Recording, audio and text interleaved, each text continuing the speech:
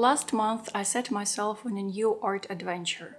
I sketched nature for 30 days in a row to explore, to observe, and to ground myself. Living in the city doesn't mean we cannot connect with nature, so I felt it my personal mission to show and tell how amazing encounters with nature can be, even in the urban surroundings and even if you lack art education or realistic drawing skills, like me. In this video, I will share with you a tour of everything that I've sketched during this 30-day nature journal challenge. I will share how I feel about it, what insights I got, and also why I'm so in love with short challenges like this and why I'm going to continue them. If you're new here, welcome. I'm Anna. I started this channel to share art journaling tips and inspirations, and also how I build my personal art practice for self-exploration. There will be timestamps in the video down there so that you can navigate it the way you want it. And also it's the last video that I film with this particular backdrop here in Tbilisi, which is the capital of the Republic of Georgia. I did my best to squeeze some time to film this video because we are moving in just in a couple of days. But this particular challenge was a part of my very loving farewell to this beautiful country and this city that I love so much. So for this particular challenge, I've set the following rules for myself. No pencil and eraser. I sketched everything with a pen. This is a way for me to let go of excessive control and fear of messing up. If I mess up, and I have to play around what I got. Raw honesty and real experience are what matters. Some journal entries were done not in 1, but in 2 days, when I felt tired or unmotivated or just unwell. I would make a pen sketch on 1 day and then fill it with color on the 2nd day. And this little trick helped me stay toned and motivated and at the same time not to burn out because of the daily sketching practice. I was not obsessed with realism. First, because I don't have skills for that, and second, and most importantly, because I don't care. I like to stylize, to simplify, to use metaphors. And if I tried so hard to realistically depict each and every plant fiber by fiber, I think I would lose one of the most important components of nature journaling, which is depicting the raw experience of this encounter. I wanted to show that nature is not just outside our homes, it's inside as well, and we interact with it all the time. And even if someone lives in the city in an apartment building, it doesn't mean that we cannot invite nature in to have a conversation and exchange. As for the materials, I used pens, watercolors, and also collage, either with paper that I painted myself or some bits and fragments from a Soviet encyclopedia. During this challenge, at first I was kind of shy and rigid with experimentation, but I promise it will get more interesting towards the end. So grab yourself a cup of something to drink or a snack and let me show you everything that I got here.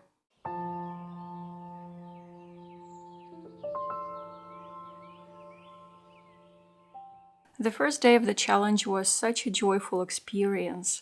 I've missed being in a regular sketching mode and it felt like coming home.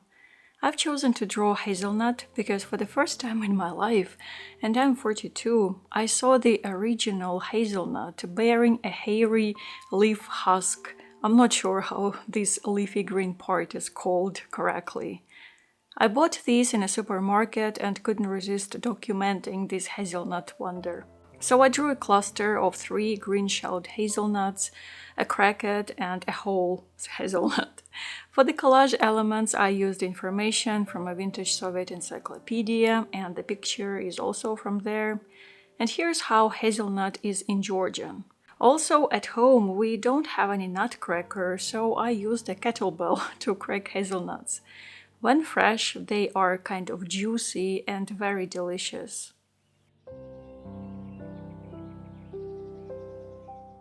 This tree was seen on a walk in the downtown of Tbilisi. Because of this nature journaling challenge, I got interested to find out what was the name of the tree that I'm so used to seeing here. And surprisingly, it turned out to be an oak, a Japanese oak. I decided to sketch the tree itself, the trunk with a very expressive texture, little acorns, and a leaf. Probably my rendering is not that accurate and precise, but I didn't aim for it, honestly. I didn't want to torture the page with excessive details. I just want to practice more freedom and fearlessness, and I'm quite satisfied with the result. I could have arranged the text elements better though, and also here I tried a new way of drawing the green massive, the crown of a tree, and it turned out not that bad. By the way, I use a free, simple app that is called PlantNet to identify different plants, and it works pretty well.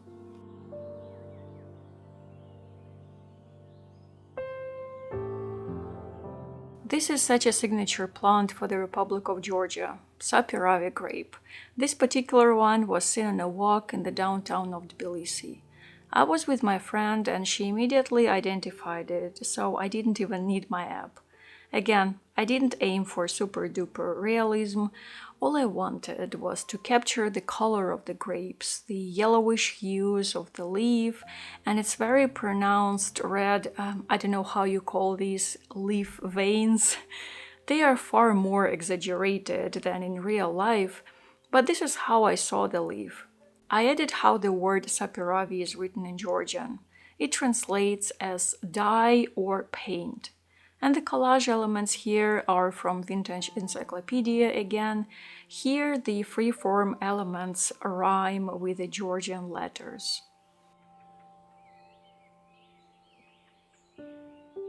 This was such an interesting nature journal entry. I finally learned what are those beautiful flowery shrubs growing everywhere in Tbilisi. For some reason, I never attempted to figure out what those were, and thanks to this challenge, I learned that those are oleanders, a highly toxic, poisonous plant that can do irreparable damage to living organisms. Here I placed a little bit of information why one must be super careful with oleander. Here it says that the flowers don't close for the night, which is also kind of creepy. After I read all the disturbing information about oleander and got horrified, it struck me that its poisonous nature is just how it protects itself from being eaten. It's just a defense mechanism. So interesting the nature is indeed. So here I drew the flower and a few leaves. I used watercolor and the white correction liquid. Then I painted a piece of paper with watercolor and cut out leaves to shape a fragment of an oleander branch. I also added pieces of torn paper of the same pink color to make them look like flowers. I decided to play with the oversimplified collaging technique and it was fun. I even left the tops of the leaves unglued to create a 3D effect. And to make the composition more balanced, I threw in these black circles.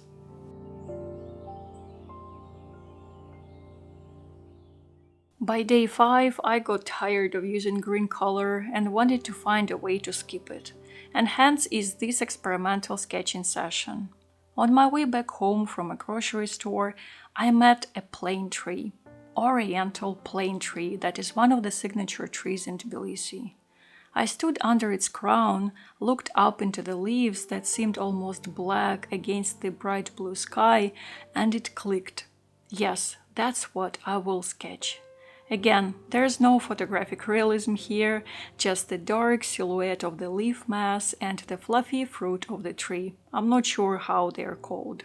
And the fragment of the trunk, which was so beautiful to look at, with all these pieces of bark peeling off and creating intricate shapes and combinations of color. I also added collaged elements from the Soviet encyclopedia and painted cobalt blue watercolor on top, which created a very interesting soft effect. And here I added a fact about Georgia. Apparently, its oldest tree is plane tree, and it grows in the city of Tel Aviv. Unfortunately, I didn't get to go there, but the plane tree that I sketched here created a meaningful connection.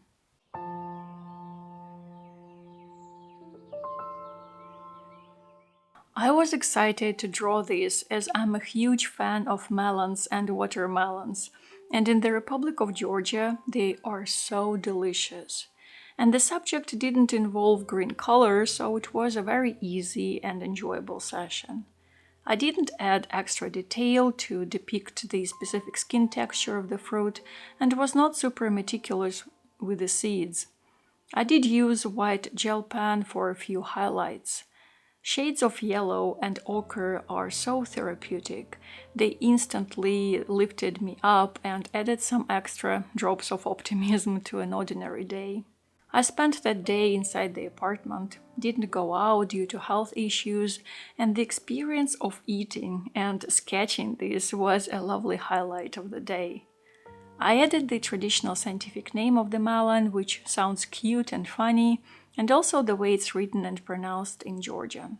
Unfortunately, after spending almost 2 years in this country, I failed to learn the language more or less. It's very difficult for me, and it sounds and looks like no other language. To elevate the mood even more and to make the background more interesting, I added a bit of watercolor sprinkles. This plant was seen near a restaurant where I went to hang out with my friend. It was beautiful, tall stalks with bright red flowers, big juicy leaves. It turned out to be Indian shot, a lily variety which root is probably known to many as it's the source of arrowroot powder. Completely harmless and absolutely gorgeous plant. I attempted mixing a shade that would fit my impression of the flower. I used Pyrrole red, isoindolinone yellow, I hope that I pronounced it right, with bits of iron oxide sepia and yellow ochre. And I just love these real names of pigments. I'm a bit of a nerd with them. And I felt like it was a success. I again played around the composition, combined a flower, a leaf, and a fruit. I guess it was some kind of a disassembled vision that I saw as one. I made this a bit of an experiment. I got more confident about painting tree crowns, not that I've utilized new ways. I just accepted that how I want to paint is the best way, and not how I think I should paint it. So I used different shades of watercolor here, and I really liked the look. I understand that I would go insane painting all the small rose flowers in here, so I decided to get creative with collage elements. I took simple thin white paper, turned it into small pieces, and glued them on and added some pink paint. For the nature journal composition, I've chosen to depict the shrub entity itself, a trunk, and a rosebud, not a fully opened rose flower, but a bud. I just liked it more. When I tried to identify the exact type of the rose, I ended up with two possible variants, and I'm not sure which one is right. But after all, it doesn't matter that much. I will remember that rose shrub. There was a whole alley of them in the downtown of Tbilisi. They all looked so gorgeous against the grayish summer day, which was a real delight actually, a much needed rest from the scorching sun. Yet another edible part of nature that has entered my kitchen during this challenge.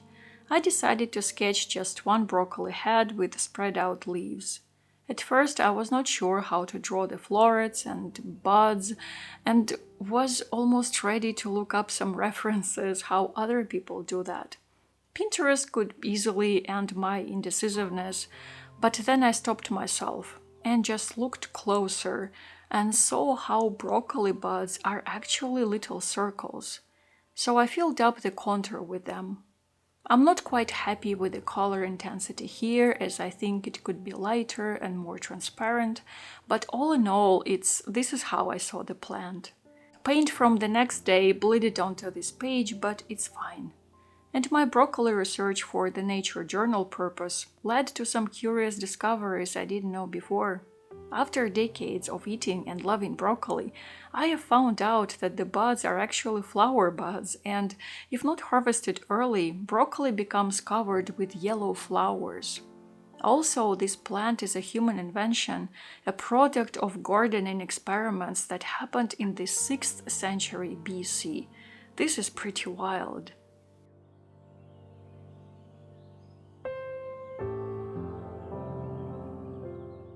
I've been waiting for a good opportunity to spot a fig in my everyday life, in its natural habitat, and not at a fruit stand. Georgia has lots of fig trees growing everywhere, so finally I saw a gorgeous one with a fruit that has already burst open. And with this journal entry, I wanted to depict the burst of color, shapes, and also my deep love of figs.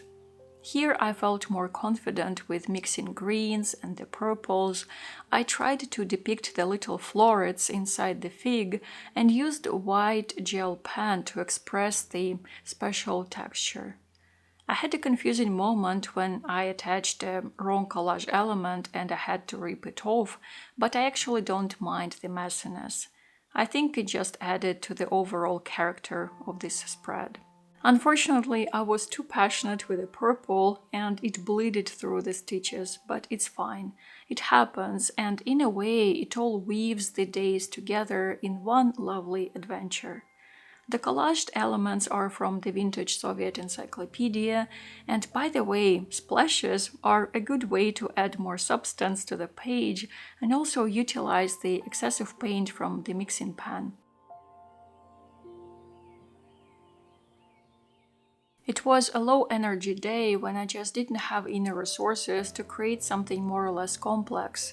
And once again, I sketched what I ate. A piece of local nature, yeah. Georgia offers an astonishing abundance of watermelons. And I can eat a half of a watermelon at once. Just me, no one else. To make the composition a little bit different, I added a plate where you can see the absence of the watermelon. Just a small puddle of juice and seeds that are left. So yeah, I decided to incorporate some fun element. I didn't even add any facts in or information, just the fruit and the splashes. It's laconic yet vibrant. Sometimes you just don't have to overdo a journal entry just for the sake of making it look not empty. Emptiness is fine, it's normal, yet oftentimes we find it hard to bear and we try to fill it at least with something. I enjoyed painting watermelon stripes and figuring out and mixing the right shades for it.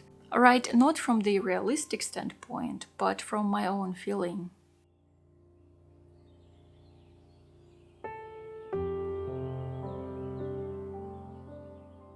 Finally, something other than a plant in this challenge. I sat down on a bench in the downtown of Tbilisi to have some rest and a sip of water, as it was super hot, and saw a company of sparrows just jumping around, checking things out, in their very characteristic hectic way. And I thought, yes, that's what I will sketch. I ended up having just one sparrow, it just felt right, and I created a very airy surrounding for him, with a fact about dust bathing. Scientific name of this common house sparrow is Passer domesticus, and I thought it's a fun play of words, passer. Hence is the location of the name and the way that I sprinkled a little bit of breadcrumbs. It was lovely to break the three-part composition of the majority of my previous sketches, and as I began to grow tired of that composition. And the little guy turned out so cheerful and curious, just as I wanted. I got lucky to spot a sassy frog in the Tbilisi Botanical Garden. He was hiding among the water lily leaves, staring at me, and I managed to snap a picture and capture his very distinct attitude. I was very excited to draw him with pen and watercolor, but I didn't like the first lines, and as I'm not using any pencil and eraser, I decided to change the sketch plans and make it a fun collage. So I painted sheets of paper with watercolor, I used different shades, then painted the background black, and then cut out all the elements that I needed for the composition and glued everything together and drew the spots with a pen. Again, I didn't use any pencil, tracing, whatever. I challenged myself, and once I stopped being afraid that I will ruin the page completely, once I ditched that fear, I felt such happiness inside. This was one of the most transformative art journaling sessions because I felt that fear and doubt on a physical level. I know that this may sound too dramatic, but this sort of feeling is what stops many people from creating. That it's what has stopped me before, and it still raises its ugly head from time to time. Fearlessness is never a 100% thing, and I can fear yet still continue. So it was liberating to acknowledge that.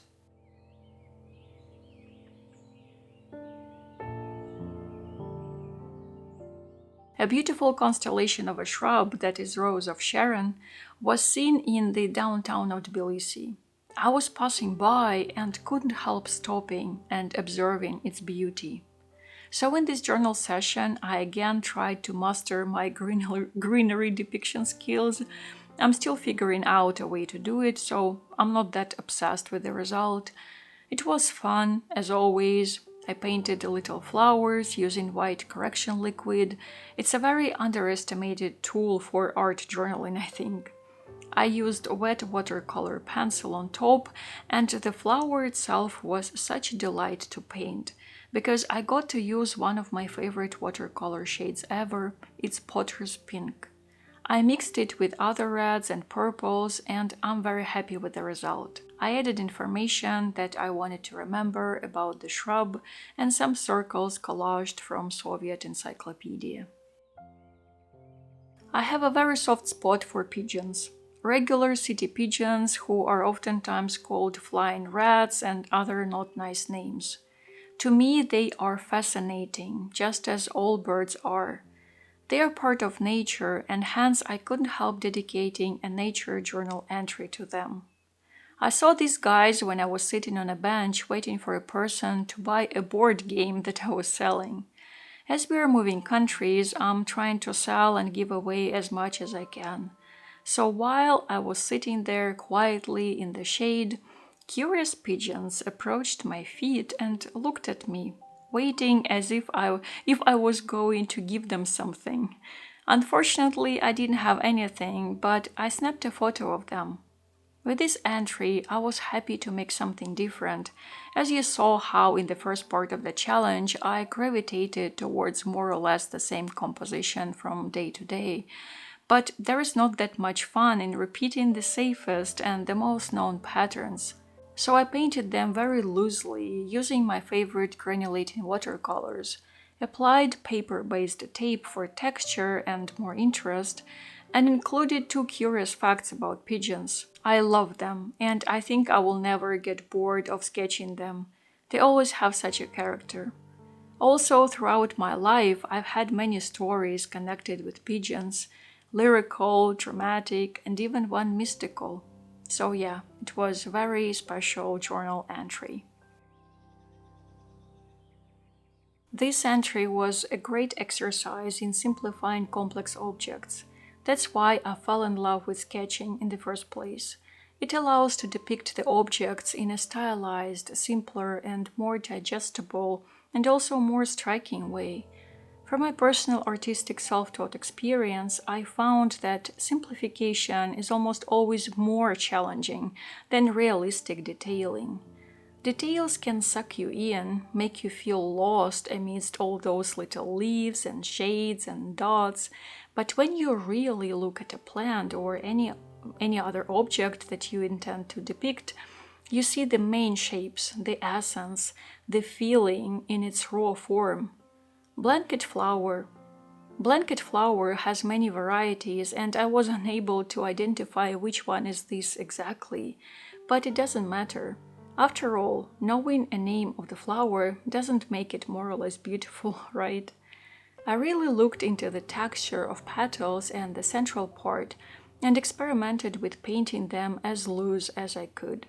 And again, the result might not be realistic, yet it's meaningful and conveys the way that I saw it in the given place and at the given time. When I spotted a beautiful water lily in Tbilisi, I was so thrilled to sketch it because, well, it's gorgeous, and I was sure that my sketch would be just as gorgeous. But alas, at least in my opinion, I decided not to overdo it. It's just there are days when the inner flow, the stream of art, is not that broad and strong, but still, this has the right to be here, as a memory, as an observation, an experience to be remembered. To make the color pop up more, I used my favorite messy lines. I will repeat myself once again, I find them highly therapeutic. It's like getting back to the first childhood drawing attempts with no skills or expectations of yourself whatsoever. It's very liberating. I added collaged elements from an article about water lilies in the Soviet encyclopedia. Yes, there are quite a few agave plants growing in Tbilisi. This succulent is native to America and is absolutely gorgeous. As someone born and raised in a completely different part of the world, I am from Western Siberia, Russia, I find this fascinating. And I'm not sure if I've done any credit to this agave, but I tried. I wanted to depict its movement and color the way I see it, brighter than in reality. For this, I used my favorite granulating watercolors. I love these. Yes, they're not pure one pigment colors, they are pre-mixed, but I'm a fan. Focusing too much on skills and little things can take away the genuine artistic impulse, even if this impulse leads to creating just a big curvy line. So what? The feeling, the expression, and the experience is there, just as this succulent. I added small collage elements. I used leftover paint on simple thin office paper. Surprisingly, this kind of office printer paper is very interesting for watercolors. It's thin and porous and creates a curious texture.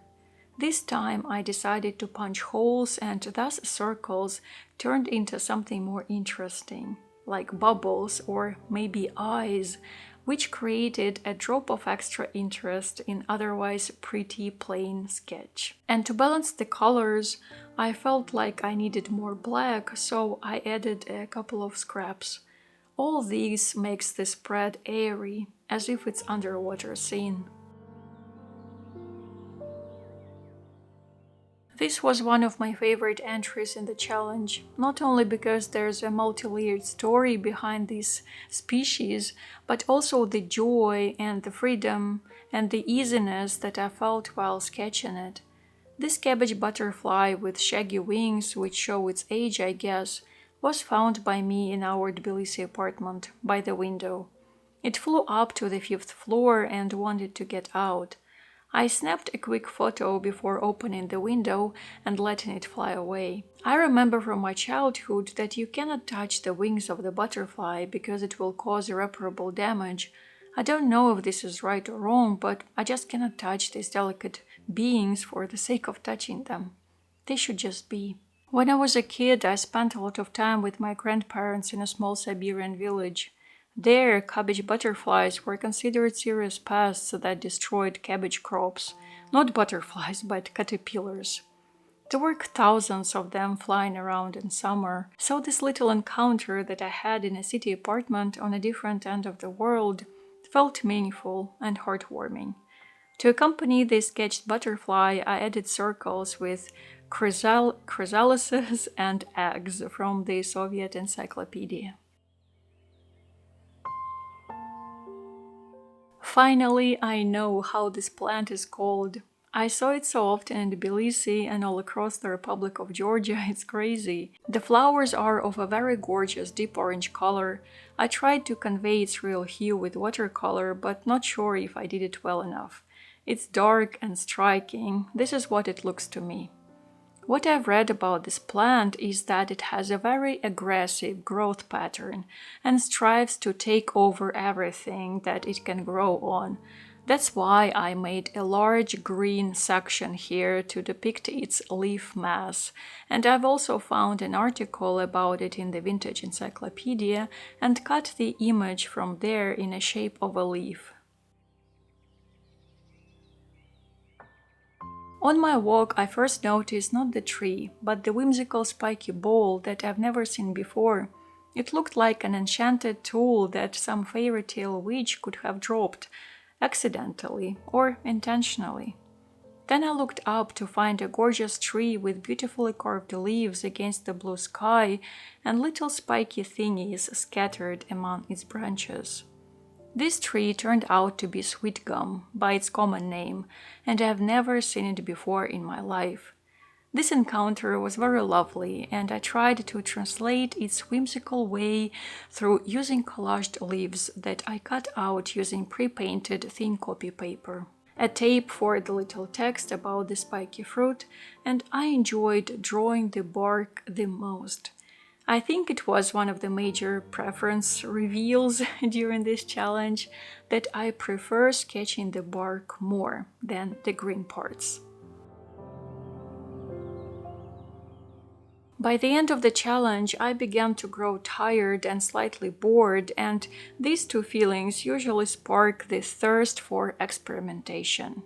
It's just important to catch the impulse and not let it turn into the desire to give everything up. So I decided to go with this composition of a blooming thistle head and the mature seeds flying out of it. There's not much technique or mastery here, just sheer enjoyment with the color and the movement. I've always been a huge fan of the purple thistle bloom color because it creates such a striking contrast with the spiky, somewhat aggressive look of the rest of the plant. Hence, I decided not to sketch the other parts here. And I've included a very curious fun fact. I never knew about the thistle that it's androgynous, and it's just amazing.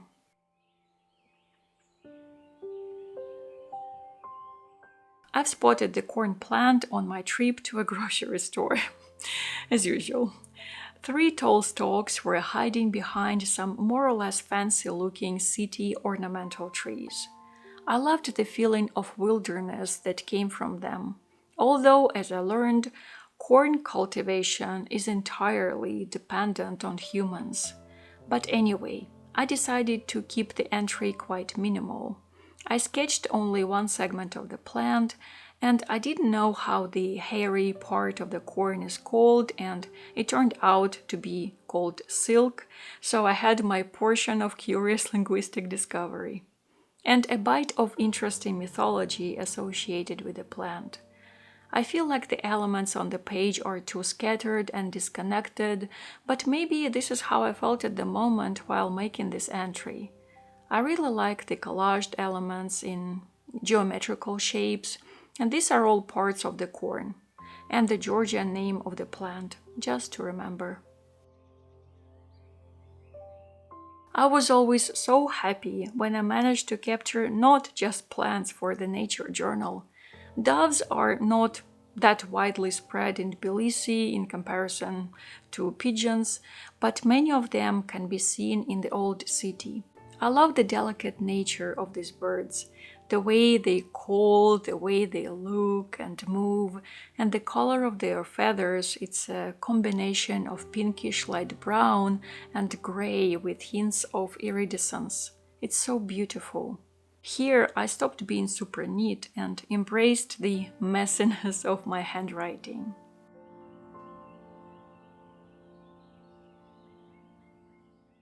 This was an experimental journal entry as I decided to combine sketched fruit and collaged leaves, and I think it's on my list of favorite entries of this challenge. I love how the black and white photos sit together with the green fruit. To support the collage theme, I added few circles. I again used thin printer paper painted with watercolor. Such a lovely texture. And I also left this right side of the spread empty for the airiness, as I tend to overthink and overfill the page when it's not needed actually. And yeah, the color combination here is my favorite. Starting from the middle of the challenge, I knew what I want the last entry to be. Cypress. I've always been amazed by the look and feel of this tree. I've seen it for the first time when I was 25 years old, on my first ever trip abroad. Here in the Republic of Georgia, they grow everywhere, even in the remote city district where we rent an apartment. This entry happened to be almost entirely a collage. I let myself make what felt right at that moment, and I just wanted to focus on the shape instead of overworking the texture. So I used leftover painted paper from previous entries and tore this paper to form the trees. And from the Soviet encyclopedia, I've taken small cypress images and added whimsical shadow traces. Maybe to translate the otherworldliness that I feel from cypresses, I'm not sure.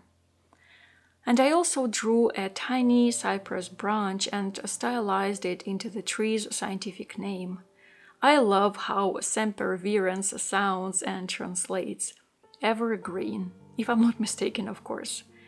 Although this entry might look disconnected and scattered, again, it was one of my favorite processes in the challenge, probably because of the quiet connection I feel with these trees.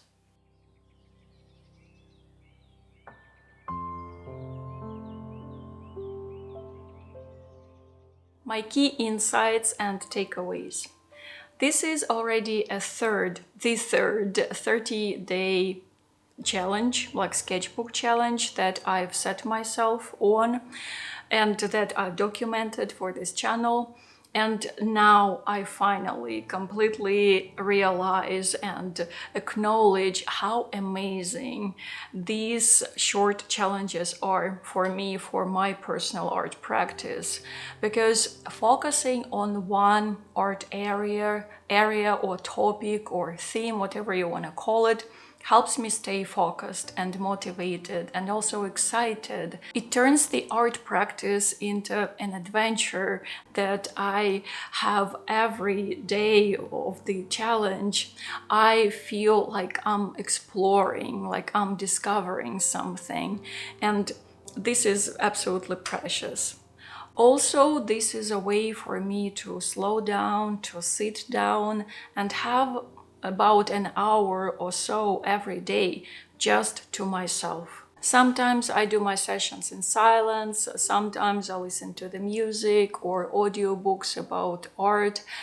It depends, but those moments are so meaningful to me. And during this particular art journaling challenge, I felt so present in the moment, maybe also due to the topic of this adventure, and I felt so connected to nature through drawing it, and it was like a cocooning, very comforting feeling that I enjoyed enormously. The second takeaway: I finally completely broke free from expecting my art to be realistic, more realistic than unrealistic. And I think that behind this obsession with realism or obsession with following the right techniques by the book or something like that stands the need to make everything predictable and boxable, to have as much control over what you do as possible. And don't get me wrong, I enjoy realistic drawings, I enjoy looking at them, I admire people who do that, but in terms of my own practice, I find that breaking free from this obsession is really nourishing for me, and it moves my personal growth in the right direction, in the direction where I want to be. Yes, I don't have any art education, or I don't know academic drawing, and at some point of my life I even thought of maybe trying to learn it, but then I felt like it would strangle me. I don't want it. I sketch not because I want to be called an artist or to sell my works. No, I do it just to explore myself. This is my playground. This is where I meet with myself. And I want, during these meetings with myself, I want to have a conversation that is not just dry and official one, peppered with terms and clauses. I want it to be a relaxed chat filled with metaphors and curiosity and some hidden meanings. I want this chat to be sometimes goofy, sometimes deep, and I want it just to depend on how I feel, not on what I can do with my hands solely. I'm sorry for the light situation. It's very rainy and dark, and I hope that it doesn't compromise the experience of the video. I realized that I don't have to look up online or in a book how to draw a leaf or a trunk or a petal. I just have to have a really attentive, close look at the object that I'm drawing and break it into simple forms, build a metaphor, so to speak, just to see what is there that I can draw, such as turning broccoli into a constellation of tiny circles. That was such a satisfying aha moment for me, a very unique and curious discovery. And the fourth takeaway is that I realized that for nature journaling, I don't have to enumerate and depict everything, to portray a plant, to give a, wholesome representation of the plant. I just don't. I can choose what I like about it the most. It can be just one leaf or 3 leaves or a part of a section of the trunk. I don't have to try to be Ernst Haeckel, because anyway, he is not surpassable, and I'm just having fun here. So that's why having this more relaxed approach to nature journaling was very liberating for me in my art practice. Let me know in the comments if this video inspired you to try nature journaling, or maybe you are a seasoned nature sketcher already. Maybe then you can share with us some insights and tips. Let's connect. Thank you so much for spending this time with me, dear fellow creatives. Stay present, curious and inspired, and I will see you very soon in the next video. Пока-пока.